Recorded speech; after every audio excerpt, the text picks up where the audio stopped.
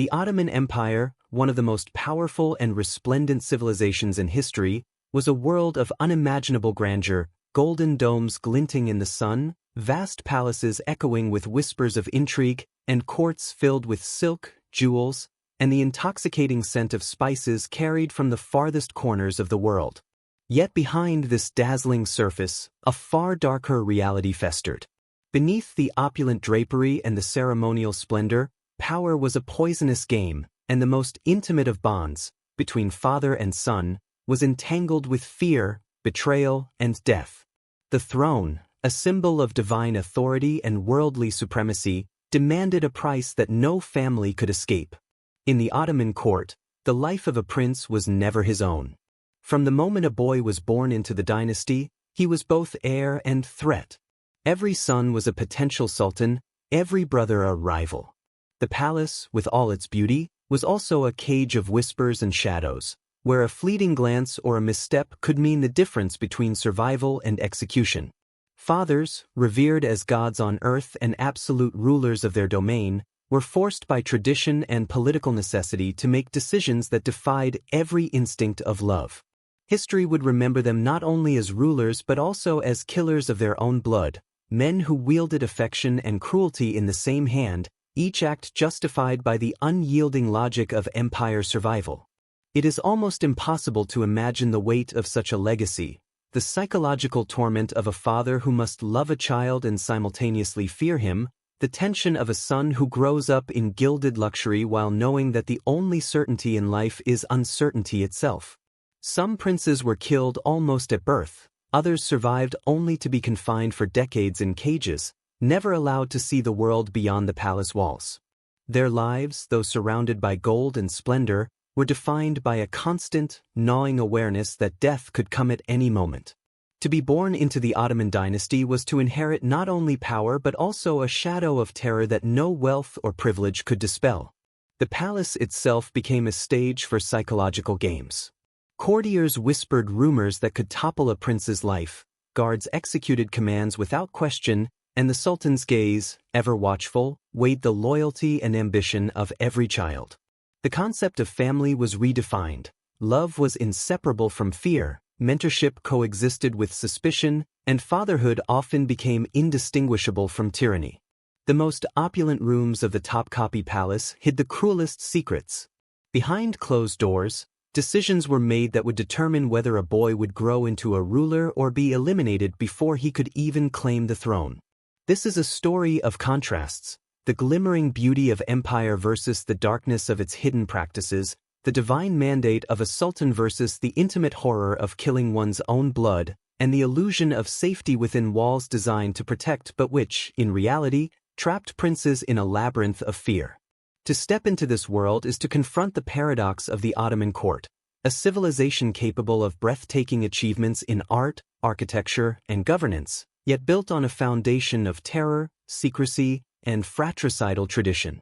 By the end of this journey, you will see that what happened within the Ottoman palaces is not merely historical curiosity but a mirror into human nature itself, a reflection of how ambition, power, and survival instincts can twist even the most sacred relationships into instruments of cruelty. The story we are about to explore is both beautiful and horrific, an empire of gold painted over blood. And at its heart lies a chilling truth. In the Ottoman world, to be a son of the Sultan was to be born under the shadow of death, where every moment of life was a precarious negotiation with fate itself. Long before a boy could even understand the weight of his heritage, the rules of survival in the Ottoman dynasty were already written into the very fabric of his existence. The empire, stretching across continents, was a monument to order and conquest, but its continuity was built upon a chilling principle: power must be absolute, and threats, even those born of blood, must be eliminated. The origins of this ruthless approach to succession were as strategic as they were horrifying.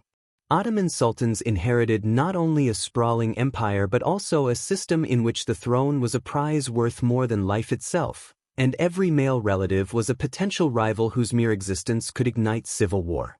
The roots of fratricide, brother killing, can be traced back to the very first centuries of Ottoman rule, when inexperienced sultans faced the catastrophic consequences of divided authority. History had shown that brothers who survived the death of a sultan often became focal points for rebellion, their names whispered in the corridors of power as banners for discontent. The lessons were brutal but clear. A stable empire demanded ruthless clarity. Over time, what began as sporadic acts of desperation evolved into a codified tradition, one that blurred the lines between justice, fear, and survival. For a young prince, the palace was both cradle and prison. From the moment of birth, his life was observed, catalogued, and weighed against the unforgiving logic of succession. Tutors and court officials were not only tasked with education but with surveillance, reporting behaviors, conversations, or even expressions that might suggest ambition or defiance. Innocent curiosity could be interpreted as rebellion, hesitation could be read as treachery.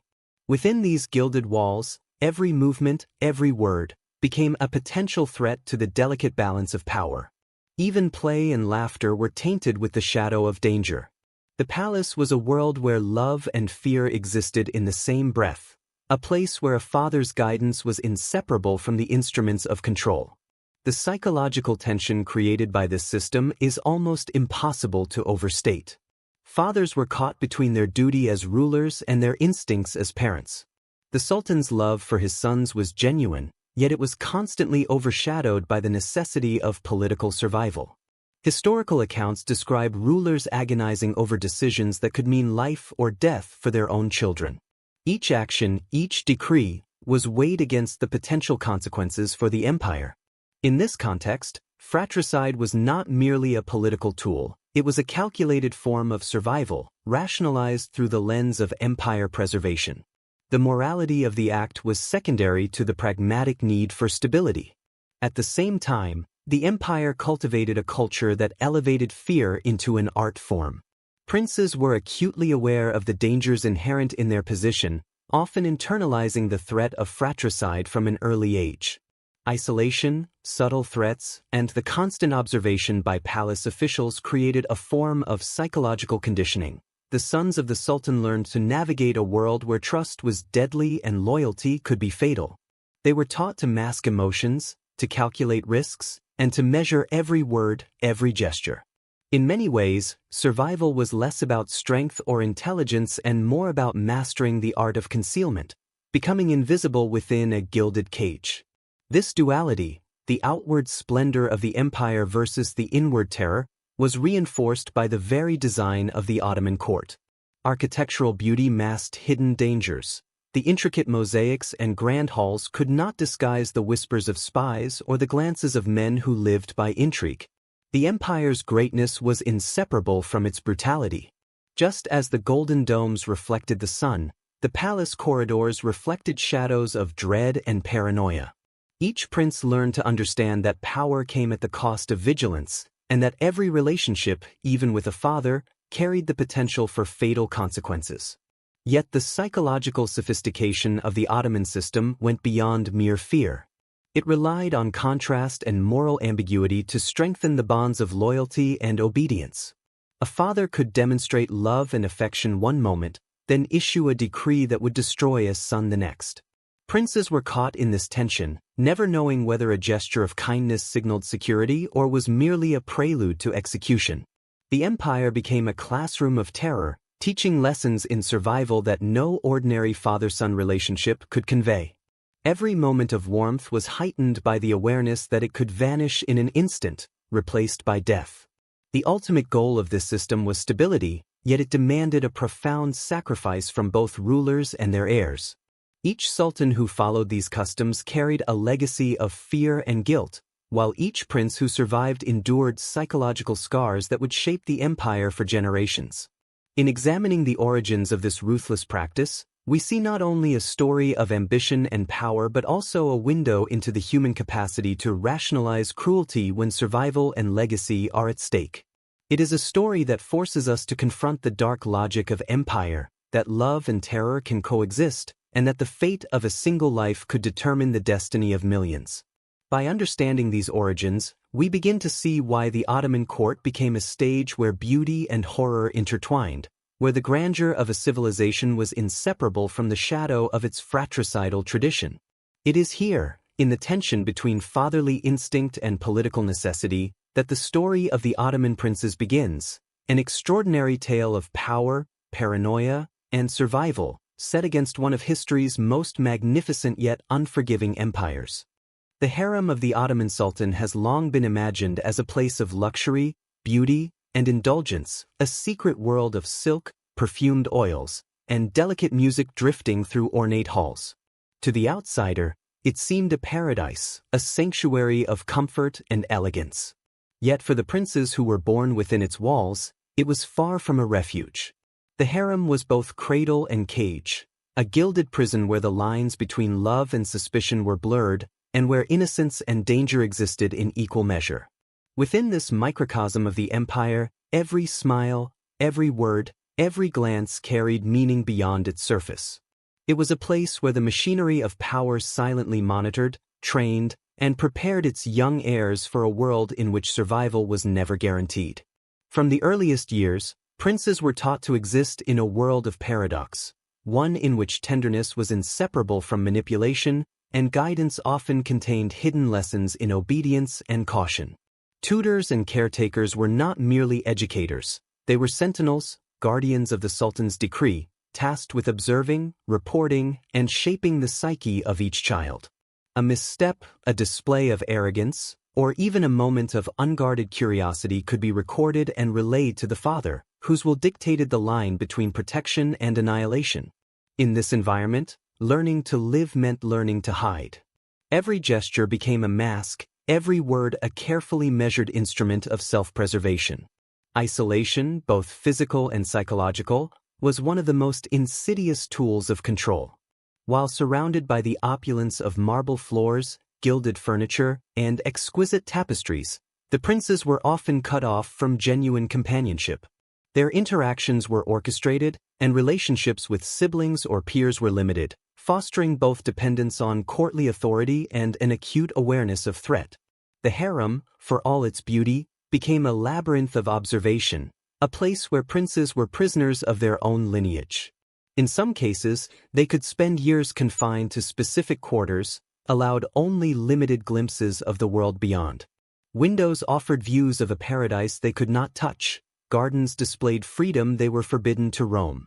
This gilded captivity created a unique psychological torment, a constant tension between curiosity and fear, desire and restraint, life and the specter of death. Within the harem, political intrigue was as constant as the scent of incense.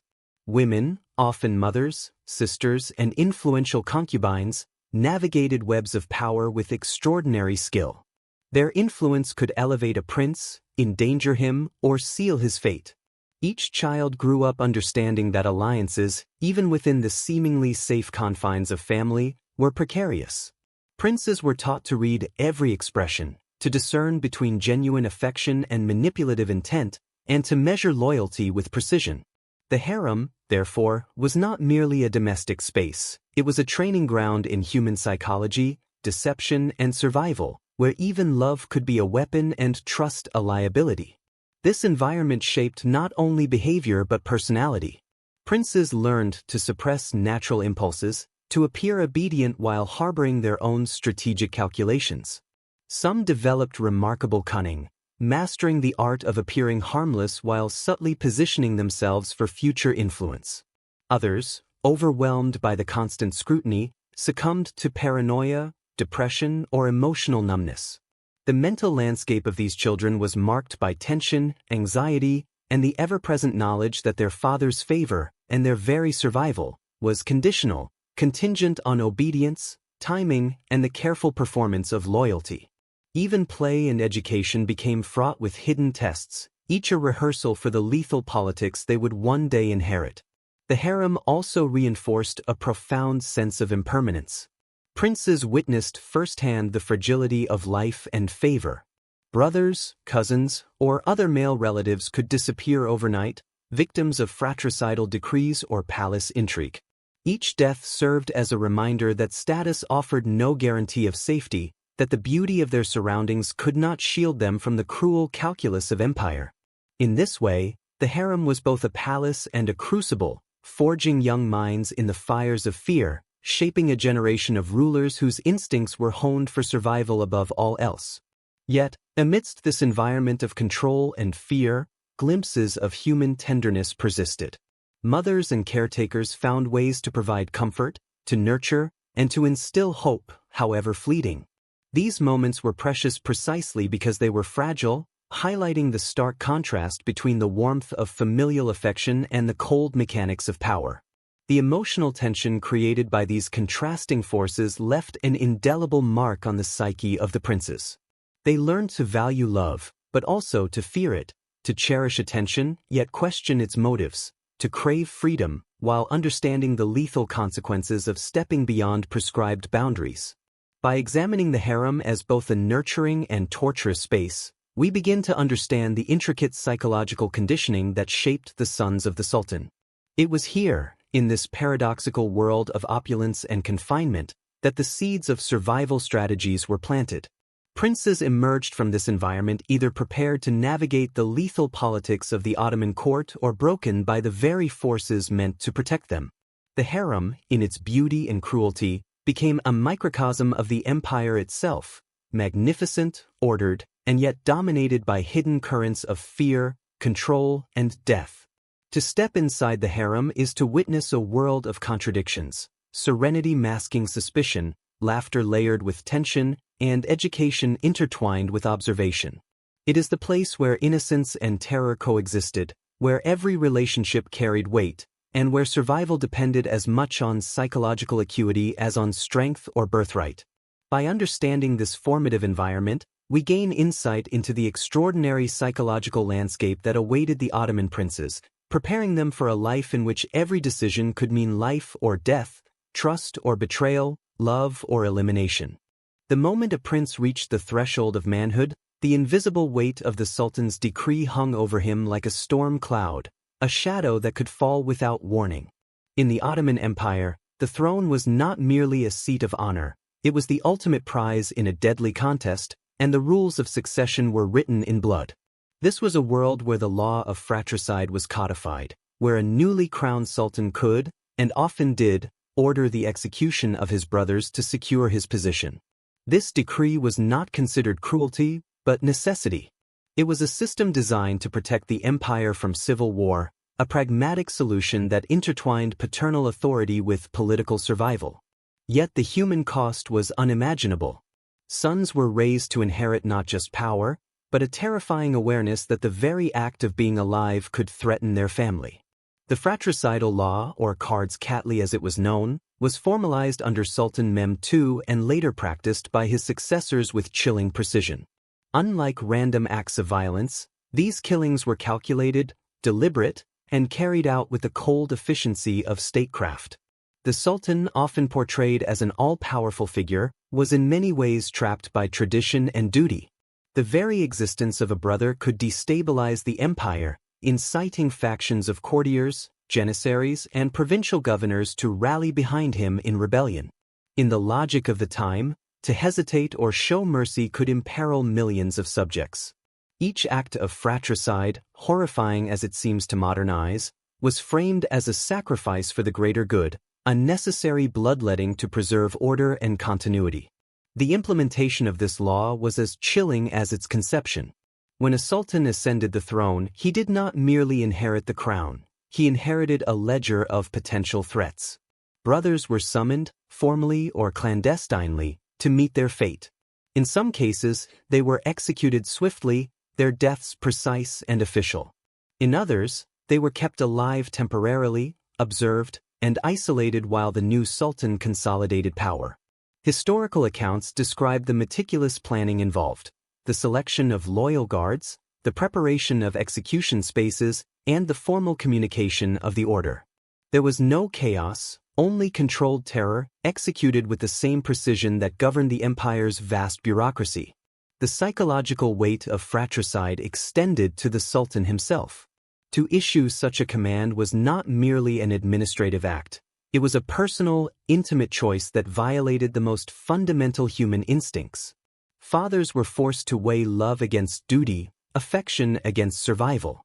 Some historical chronicles recount the inner torment of rulers like Mehmed III, who ordered the deaths of 19 of his brothers on his first day as sultan. These acts were not devoid of emotion.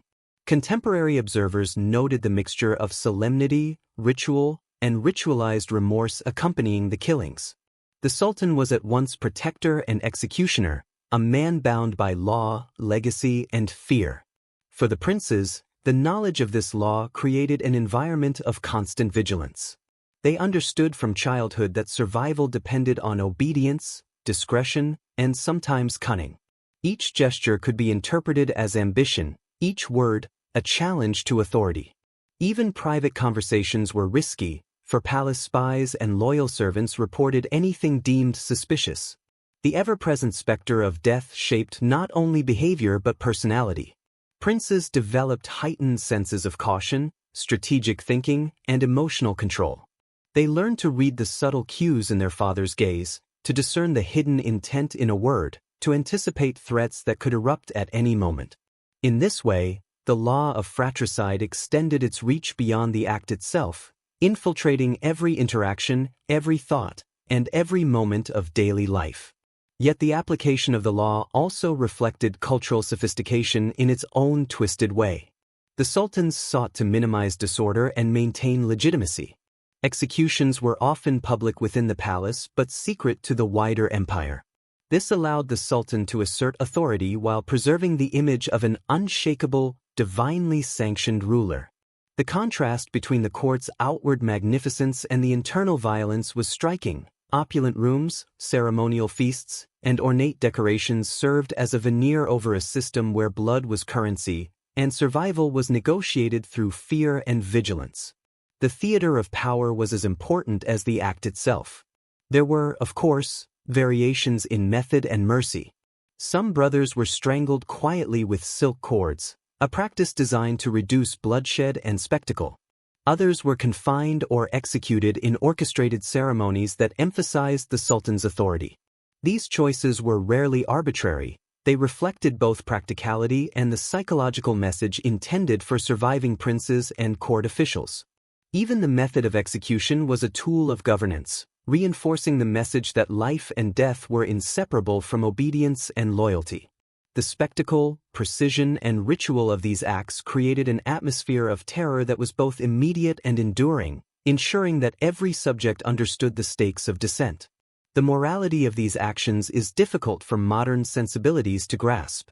To the Ottoman court, fratricide was not cruelty for cruelty's sake but a calculated mechanism of empire preservation. Yet even within this pragmatic logic, there existed a profound psychological cost. Sultans were haunted by their choices, sons were forced to navigate a minefield of potential betrayal, and the empire itself carried the legacy of normalized violence within its ruling family. The intertwining of paternal instinct, political necessity, and the culture of fear created a uniquely chilling dynamic, one that left deep psychological scars on both rulers and heirs alike. By examining the rule of fratricide, we see the full extent of the paradox at the heart of Ottoman power. Absolute authority demanded absolute ruthlessness, yet the price was immeasurable, personal, and eternal. Life and death were inseparable from loyalty, affection and cruelty coexisted in every decision, and the path to survival was paved with the bodies of brothers, executed in the name of stability. The sultan's knife, precise and deliberate, became a symbol of the empire itself, a realm of splendor, strategy, and shadow, where the greatest danger often lay not in foreign invasion but within one's own family. In understanding this, we glimpse a society in which the rules of power were absolute, where love and fear were inseparable, and where the throne demanded a level of cruelty almost unimaginable today. It is a world where history and psychology collide, where human instinct is molded by empire, and where the lives of sons were sacrificed for the illusion of order. And it is within this chilling framework that the next chapters of the Ottoman princes' lives would unfold. Inside cages of isolation, behind gilded bars, under the constant gaze of a father whose love was inseparable from the power he wielded.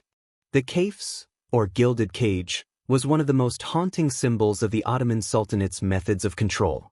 At first glance, it seemed a place of comfort, Intricately carved wooden lattices filtered sunlight into the rooms, silk cushions lined the floors, and the finest furnishings and decorations surrounded its occupants.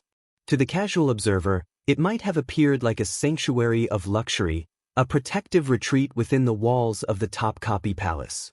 Yet the reality was far darker. The Kafes was a prison in which life was measured not by freedom but by survival.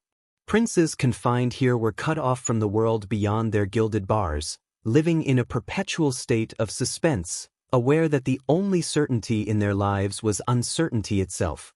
The psychological toll of the Kafes was profound. Isolation became a constant companion. Princes were deprived of normal social interaction, forbidden from forming meaningful friendships or alliances. Family visits were rare, carefully monitored, and often perfunctory. Even routine activities, such as eating, reading, or playing, were shadowed by surveillance. Guards and palace attendants watched their every move, ensuring obedience and noting behaviors that might hint at ambition or rebellion. In this environment, paranoia was not an abnormal reaction but a survival mechanism. Every whisper, every gesture, every conversation was filtered through a lens of potential danger. The prince's mind became a labyrinth of caution, strategy, and fear. Years, and sometimes decades, could pass in this gilded prison. The longest confinements created men who had never walked freely in the sun, men whose understanding of the outside world was limited to what they could glimpse through barred windows or hear from passing servants. These princes developed unique psychological adaptations. Some became exceptionally cautious and calculating, masters of subtlety and patience. Others succumbed to depression, anxiety, or mental deterioration. Their intelligence, ambition, and curiosity were constantly tested against the oppressive weight of isolation. A gilded room, rich with beauty, became a prison for the mind and soul, where the line between security and suffocation was razor-thin. The physical arrangements of the Kafes reinforced this sense of control. Spaces were often small, with restricted access to light and movement.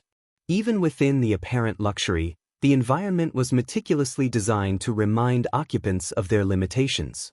From the outside, the latticework appeared decorative, a hallmark of Ottoman artistry, but it also served to isolate, obscure, and surveil. Princes could see life beyond their walls but never fully participate in it. This constant separation from the natural rhythms of the world, sunrise, sunset, gardens, bustling streets, was as much punishment as it was protection. They lived in a gilded liminality, neither fully in the palace nor fully outside it, suspended between safety and confinement. Social and emotional development within the Kafes was also heavily restricted. Princes were often prohibited from forming close bonds, as attachment carried risk in a world where loyalty was fragile and betrayal fatal. Trust was a dangerous commodity, and emotional expression could be construed as weakness. Tutors, guards, and attendants were all instruments of oversight, their presence a constant reminder that the prince's life was not entirely his own. In some cases, young men confined for years emerged socially awkward, emotionally fragile, or deeply mistrustful of others. Yet paradoxically, this environment also cultivated extraordinary resilience and psychological acuity, as survival demanded a constant assessment of the motives, loyalties, and intentions of those around them. The Kafes was not merely a tool of containment, it was a mechanism for shaping the future ruler. Princes learned to internalize the rules of court, mastering self-discipline, emotional control, and strategic thinking. Every interaction, every small decision, became a rehearsal for the deadly politics of succession they would eventually face. Yet the cost of this education was immense. The years spent in isolation bred both wisdom and trauma, a duality that left deep marks on those who emerged to claim the throne, or those who never did. Their lives were dominated by the tension between potential freedom and the ever-present risk of death, a psychological crucible that produced rulers capable of both brilliance and brutality. Despite the oppressive conditions, there were rare moments of solace. Music, books, and limited visits from caretakers provided fleeting relief, and these small acts of comfort highlighted the stark contrast between the outward luxury of the Kafes and its inward oppression. Every detail, from the scent of perfumed oils to the soft cushions beneath their feet, became both a reminder of privilege and a symbol of confinement. These sensory cues, beautiful yet inescapable, created an emotional paradox. Life in the caves was simultaneously protected, imprisoned, and painfully poignant. The prince's perception of the world outside became increasingly abstract, a mixture of longing, curiosity, and fear. Historical accounts reveal the staggering human cost of this system. Some princes spent their entire youth and much of their adulthood in isolation, emerging physically intact but psychologically scarred. Others were never allowed to ascend the throne, their lives a testament to the Sultanate's ruthless prioritization of power over personal destiny. The Kaifs created a class of men who understood power intimately yet had lived in constant fear, a terrifying combination of potential and limitation. It was here, in these gilded cages, that the consequences of fratricide, paranoia, and dynastic ambition crystallized into an enduring psychological legacy. Ultimately, the Kaifs embodies the duality of the Ottoman Empire itself, breathtakingly beautiful yet inescapably oppressive, capable of creating both extraordinary achievement and unimaginable suffering. Through isolation, surveillance, and deprivation, the empire forged princes who could navigate the lethal politics of succession, but at the cost of childhood, freedom, and often sanity. The cages were gilded, yet their walls were built of fear. The splendor within could not erase the terror without. And as we step into this world, we begin to understand the extraordinary psychological pressure that shaped the rulers of one of history's greatest empires, and the haunting cost of power protected by the shadow of death. In the gilded halls of the Ottoman palace, fear was more than a consequence, it was a deliberate instrument of control. Princes, even those who had survived fratricide and confinement in the caves, were constantly subjected to subtle psychological pressure, carefully designed to instill obedience, sharpen vigilance, and condition them for a life in which miscalculation could be fatal. Survival in this environment required not brute strength, but acute perception, strategic thinking, and the mastery of subtlety. Every whisper, glance, and gesture could carry weighty meaning. Every interaction could be a test of loyalty or a trap. The empire, magnificent in its outward grandeur, was a sophisticated system of psychological warfare, and the sons of the Sultan were both its subjects and its experiment. One of the most insidious strategies of the Ottoman court was the use of uncertainty and ambiguity to instill fear. Princes never knew when their father's favor would shift, when a loyal attendant might report a misstep, or when a brother's shadow could become lethal. Even minor infractions could be exaggerated, manipulated, and turned into evidence of disloyalty. The Sultanate's reliance on spies, secret informants, and palace servants ensured that observation was constant, and the mere awareness of surveillance reshaped behavior. Princes learned to suppress impulsive actions, to conceal emotions, and to weigh every word carefully. The psychological conditioning was relentless. It cultivated acute awareness, adaptability, and a capacity for deception, skills that were as necessary for survival as intelligence or charisma. Fear, however, was not always overt. The court relied heavily on contrast and the subtle interplay of reward and threat.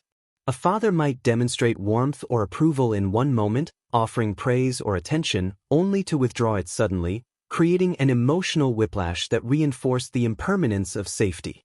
These alternating signals were more effective than punishment alone. They taught princes that trust was conditional, affection was fleeting, and stability was never guaranteed. The psychological impact was profound.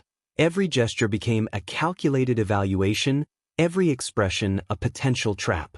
Princes developed an extraordinary ability to anticipate outcomes, to read intentions, and to navigate a world where appearances could be deceiving.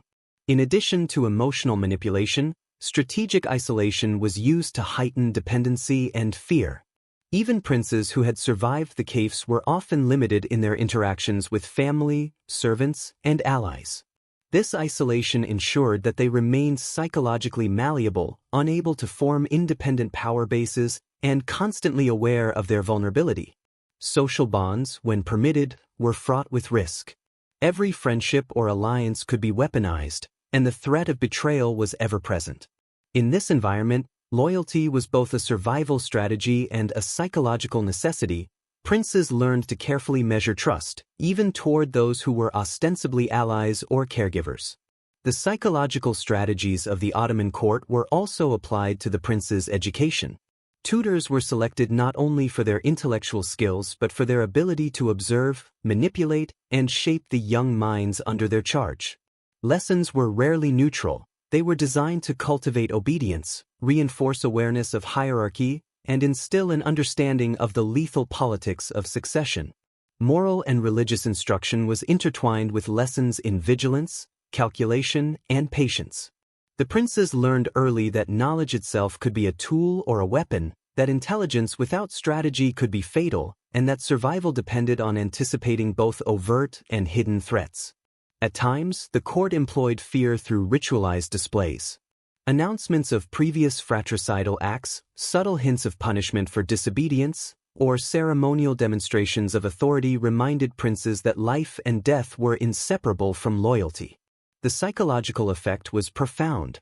The past became a living presence, and history itself was leveraged to maintain obedience. Princes were constantly aware of the fate that had befallen their predecessors, internalizing the consequences of miscalculation. These lessons, though harsh, were effective in producing heirs capable of navigating a world in which political acumen and emotional control were essential. Yet the strategies of fear were not purely oppressive. They were paradoxically instructive. Princes who survived learned the art of calculation, the subtleties of negotiation, and the skills of strategic deception. They became adept at reading intentions, discerning alliances, and understanding human behavior in high-stakes situations. The very methods designed to suppress them cultivated resilience, ingenuity, and psychological acuity. Survival was not merely passive endurance. It was an active mastery of the environment, a constant engagement with uncertainty, risk, and perception.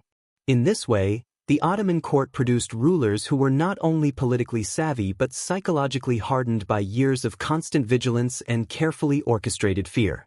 The psychological pressures extended beyond the palace walls. Even after leaving the cafes or stepping into official roles within the court, princes remained aware that every action could have political repercussions. Observers, courtiers, and potential rivals evaluated them constantly, and the lessons learned in childhood, of caution, calculation, and subtlety, remained critical. Emotional displays, public gestures, or misjudged statements could provoke suspicion or even deadly consequences. The court's psychological strategies, therefore, created a form of lifelong conditioning, ensuring that power, obedience, and fear remained intertwined throughout a prince's life. Historical accounts reveal the human consequences of these methods. Some princes emerged exceptionally capable, able to navigate the lethal intricacies of Ottoman politics with skill and subtlety. Others, broken by isolation, fear, and manipulation, exhibited paranoia, emotional fragility, or difficulty forming relationships. These psychological outcomes were not incidental. They were the inevitable result of a system designed to blend survival training with constant vigilance. The line between genius and trauma was narrow, and the empire's methods ensured that every heir was profoundly shaped by fear, power, and the necessity of strategic foresight. By examining these strategies of fear, we see the full scope of the Ottoman court's psychological sophistication. Princes were molded in a crucible of uncertainty, observation, and subtle manipulation, trained to survive not only physical threats but the far more dangerous hazards of perception, loyalty, and intrigue. The combination of isolation, conditional affection, surveillance, and ritualized fear produced heirs who were both brilliant and wary, capable of extraordinary political skill yet haunted by the knowledge that their very existence had always been precarious. The empire's methods reveal a remarkable understanding of human psychology, applied with a ruthless precision that balanced survival, obedience, and the imperatives of dynastic continuity. The lesson is stark and haunting. In the Ottoman world, fear was not merely a consequence of power, it was a tool, a teacher, and a form of governance. Every moment of a prince's life, from birth to succession, was shaped by the careful orchestration of uncertainty, observation, and subtle threat. It is within this world that survival became an art, where loyalty was inseparable from vigilance, and where the mind itself was both protected and imprisoned by the invisible hands of authority. Even the Sultan, the absolute ruler of an empire that stretched across continents, was not immune to the torment of his own system. The throne was a symbol of ultimate power, yet it was also a crucible of moral and emotional anguish. Fratricide, gilded cages, and relentless surveillance were not abstract policies. They were intimate, personal acts that demanded the Sultan's hand. Each decision to eliminate a son or brother was weighed with the knowledge that love, duty, and survival were inseparable yet tragically opposed. Fathers became executioners not only in service to the empire but in betrayal of their most sacred human instinct, the protection of their own children. The psychological toll of these choices haunted the rulers as much as the victims themselves. Historical accounts and contemporary chroniclers describe sultans pacing in the silent halls of the Topkapi Palace, grappling with the knowledge that the stability of the empire demanded blood. Even the most devout and disciplined rulers could not entirely reconcile the tension between paternal instinct and political necessity.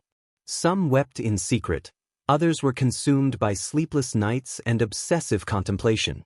The act of fratricide was simultaneously pragmatic and deeply personal, a paradox in which the ruler's love for his family coexisted with the cold imperatives of survival. These men wielded power with certainty in public, yet privately endured torment that few could comprehend. Sultans were acutely aware that each act of fratricide was both a moral and political gamble.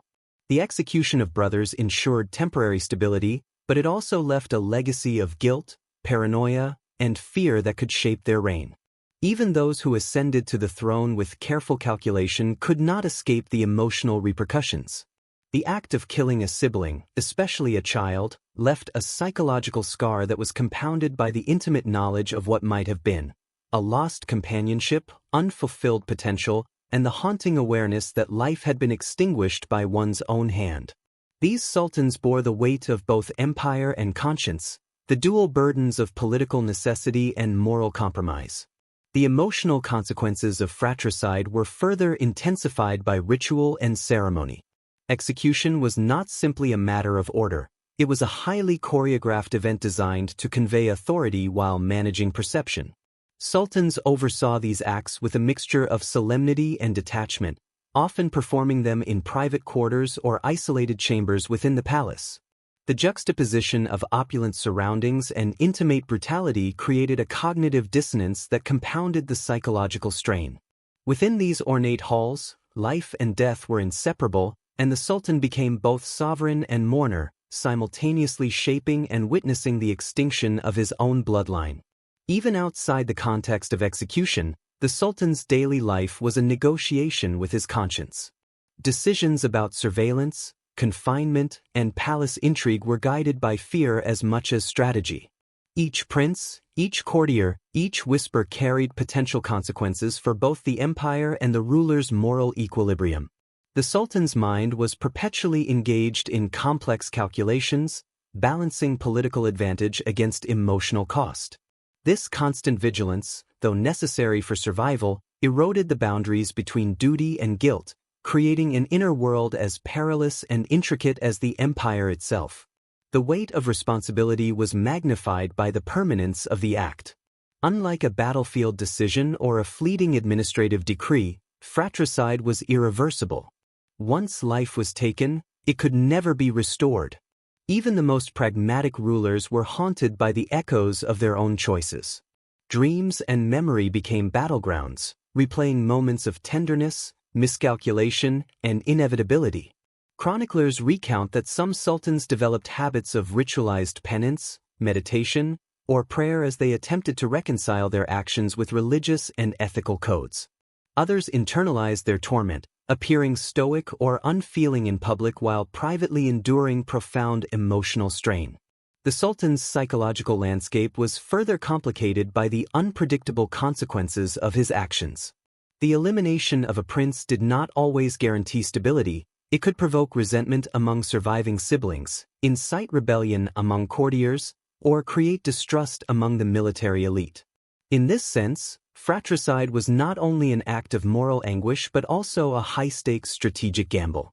Each execution carried the risk of unanticipated political fallout, forcing the Sultan to constantly anticipate both immediate and long-term consequences. The crown, therefore, was both a seat of triumph and a source of relentless anxiety, a symbol of dominance shadowed by the potential for catastrophe. Yet even as the Sultan grappled with guilt and moral conflict, he was also forced to embody the image of divine authority. To appear weak, compassionate, or conflicted could be perceived as vulnerability, undermining both legitimacy and control. Historical chronicles suggest that sultans carefully managed their public persona, performing the role of the omnipotent ruler while concealing private torment. This duality, public confidence and private anguish, defined the psychology of the Ottoman throne. The ruler's mastery over fear, observation, and manipulation extended inward, governing not only the empire but the conscience and emotions of the sovereign himself. Religious and cultural justifications provided some solace, yet they could not erase the intimate pain. Islamic and Ottoman traditions framed the Sultan as the guardian of the empire, tasked with preserving order, justice, and divine will. Fratricide, though morally troubling, was rationalized as a necessary duty for the greater good. Scholars, advisors, and clerics offered theological interpretations that legitimized the act, emphasizing the imperatives of stability over personal sentiment. Even with these frameworks, however, the emotional and psychological burden remained profound. The Sultan's relationship with his sons was a complex negotiation between duty, morality, and affection, a balance that could never be entirely reconciled. The inner torment of the Sultan also had profound effects on succession and governance. Those who survived the caliphs or other forms of confinement often faced rulers deeply shaped by guilt, fear, and trauma. These sultans exhibited extraordinary caution in decision-making, meticulous attention to loyalty, and sometimes ruthless determination to prevent threats to their authority. Their governance was inextricably tied to personal experience, each policy and decree reflecting lessons learned in an environment of extreme moral and psychological pressure. The emotional legacies of fratricide echoed through their rule, influencing not only the lives of their subjects but the psychological structure of the empire itself. Ultimately, the Sultan's torment reveals the intimate cost of absolute power. The throne, while magnificent and commanding, was inseparable from emotional and moral complexity. Fathers were forced to act against instinct and conscience, sons were compelled to navigate lives shaped by fear and uncertainty, and the empire itself was governed by rules that fused pragmatism, morality, and terror. It is within this tension that the full tragedy of Ottoman rule emerges, a civilization of extraordinary brilliance and beauty, sustained by a system in which love and cruelty, authority and guilt, survival and death were inseparably intertwined. To witness this psychological crucible is to confront the human consequences of power unbounded by external limits. It forces us to grapple with questions that remain as relevant today as they were in the Ottoman era. How far can authority extend before it becomes tyranny? How can love coexist with fear? And at what cost does survival demand the betrayal of our deepest instincts? These are the shadows that haunted the sultans, the silent witnesses to a system where political necessity demanded acts that would reverberate through generations, shaping the very character of an empire and the minds of those who would inherit its legacy. In the vast, ornate halls of the Topkapi Palace, cruelty was not an anomaly, it was a principle. The Sultan's authority, absolute and unquestioned, demanded that mercy often bow before pragmatism. Fratricide, confinement, and psychological manipulation were not merely tools of governance. They were woven into the fabric of empire, shaping behavior, loyalty, and survival. Yet beyond the politics and strategy lies the human dimension, the toll such cruelty exacted on both the rulers and the ruled. To witness the consequences of these acts is to confront the unsettling reality that power, when protected by fear, often becomes indistinguishable from horror. The same hands that nurtured princes could also orchestrate their demise, and the very instruments designed to preserve life often brought it to an abrupt, merciless end. The gilded corridors and ceremonial chambers, while magnificent in appearance, became stages for calculated acts of terror. Courtiers, guards, and attendants observed with precision, ensuring that each gesture, each action, reinforced the sultan's omnipotence. The display of cruelty was a deliberate instrument, a tool for instilling obedience and maintaining dominance. Princes learned early that authority demanded both vigilance and submission, and that survival depended on their ability to navigate this environment without faltering. Even subtle expressions, an upward glance, a hesitant movement, could carry fatal implications.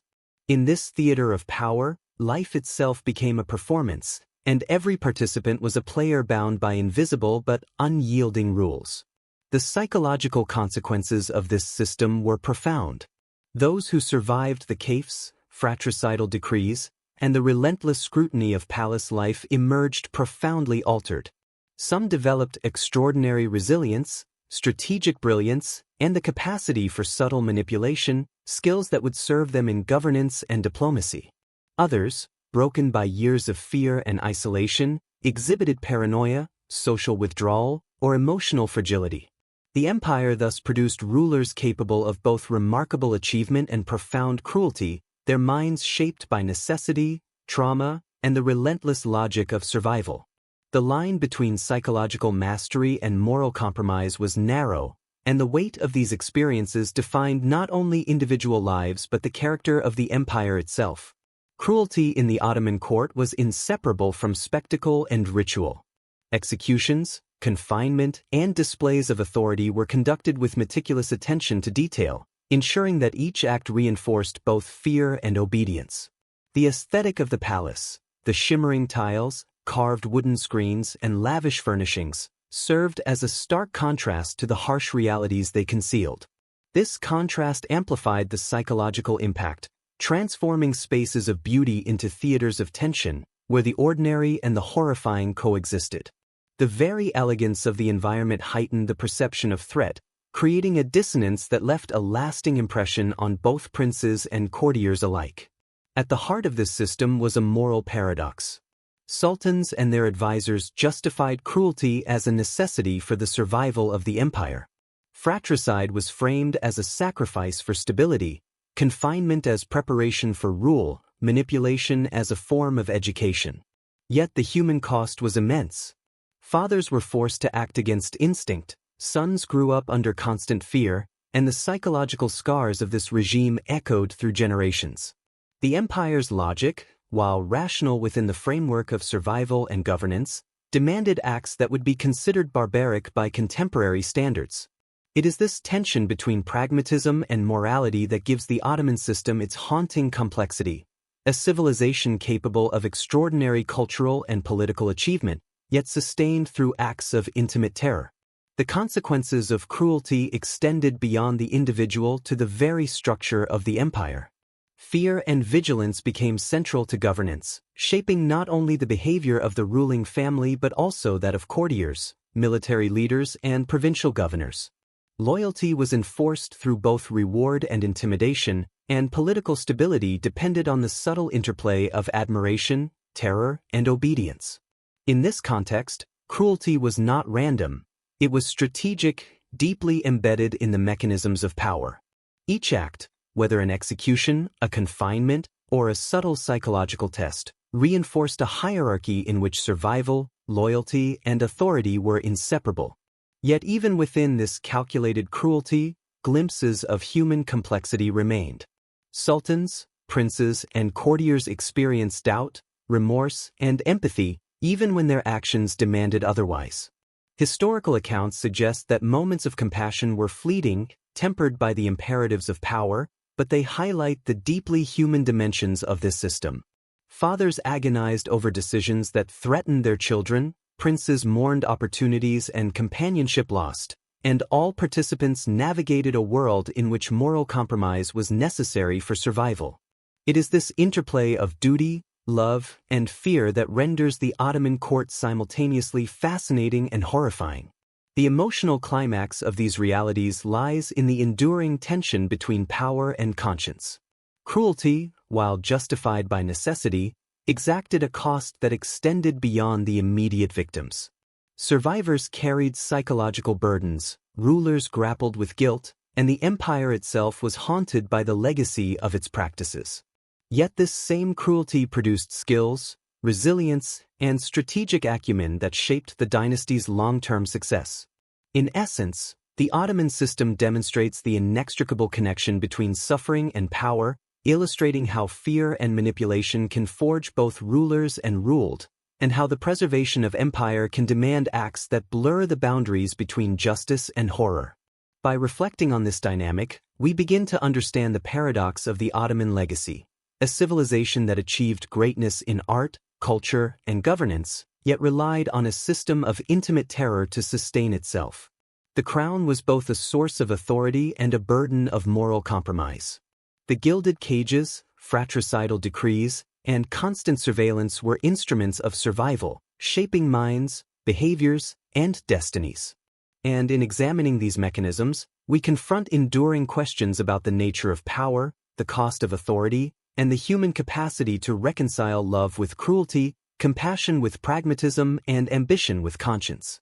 Ultimately, the cruelty of the Ottoman court forces us to grapple with uncomfortable truths about human nature and governance.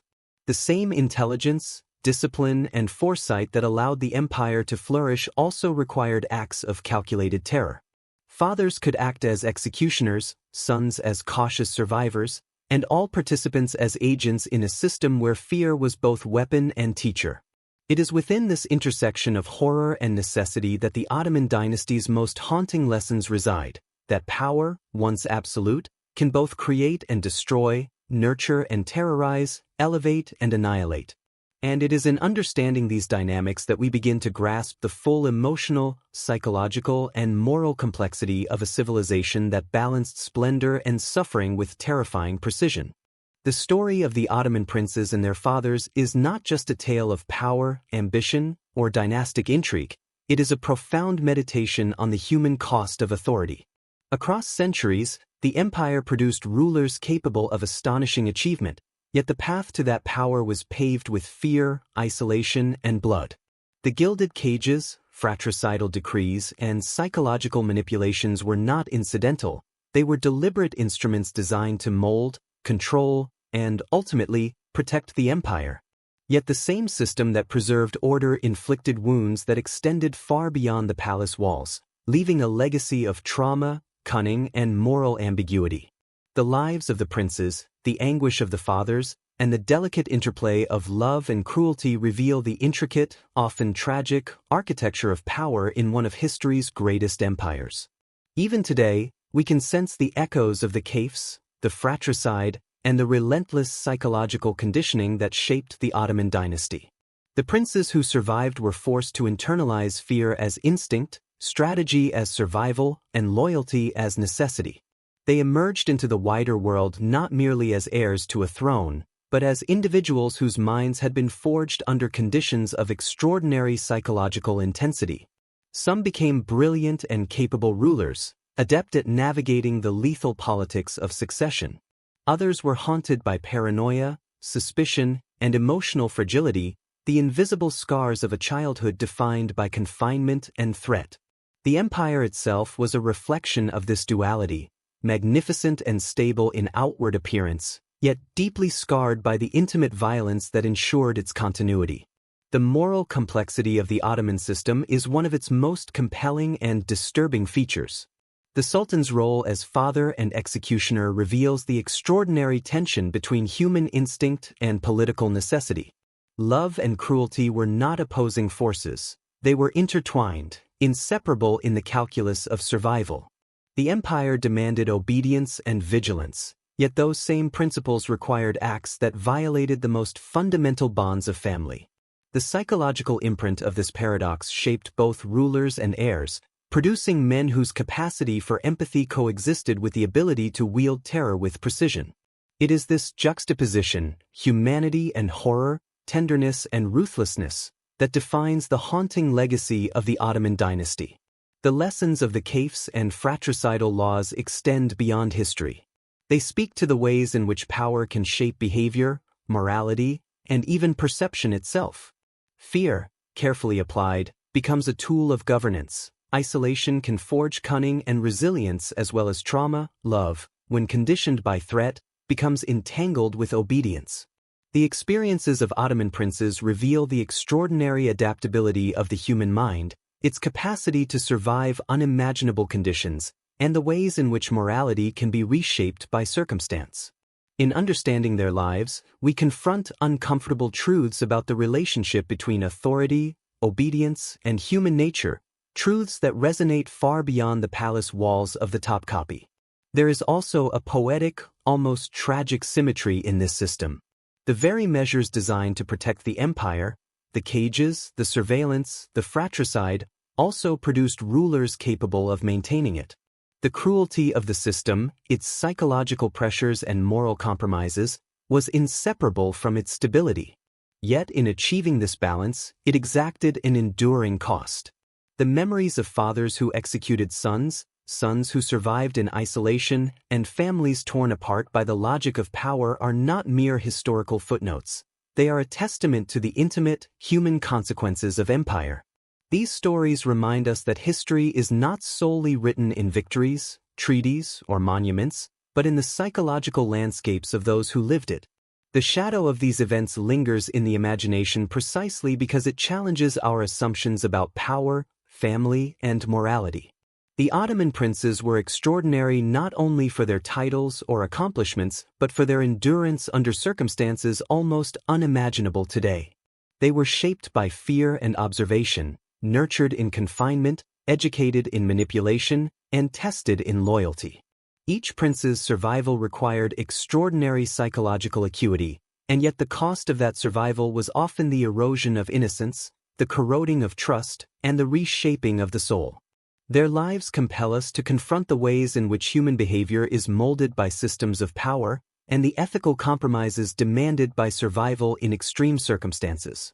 As we reflect on these centuries-old events, a broader truth emerges. The structures of power often demand a reconciliation between moral instinct and practical necessity. The Ottoman Empire, in all its splendor and achievement, relied on a delicate and morally complex architecture, in which cruelty was codified as duty and fear was wielded as a tool. Fathers were forced to betray their own children, sons were trained to survive in perpetual suspense, and the empire itself was preserved through a mixture of brilliance and brutality. It is a history that forces us to question our assumptions about governance, loyalty, and human nature, and to confront the enduring tension between authority and conscience. The legacy of the Ottoman princes is therefore both cautionary and awe-inspiring. It is a story of human endurance under extreme psychological and moral pressure, of the intimate costs of empire, and of the extraordinary capacity of individuals to adapt to systems that would crush ordinary human sensibilities. It reminds us that behind the grandeur of history lie the hidden struggles of those whose lives were both instruments and victims of power. Their experiences challenge us to consider the boundaries of morality, the fragility of innocence, and the profound psychological consequences of survival under relentless authority. In the end, the tale of the Ottoman princes and their fathers leaves us with a mixture of awe, horror, and reflection. It is a testament to the paradoxical nature of human civilization, capable of both magnificent achievement and profound cruelty, of nurturing love and orchestrated terror. The caifs, the fratricide, and the psychological mastery of the palace are reminders that history is as much about human experience as it is about empires and rulers. And in understanding their lives, we glimpse the extraordinary resilience and the haunting cost of survival under the most extreme conditions of power.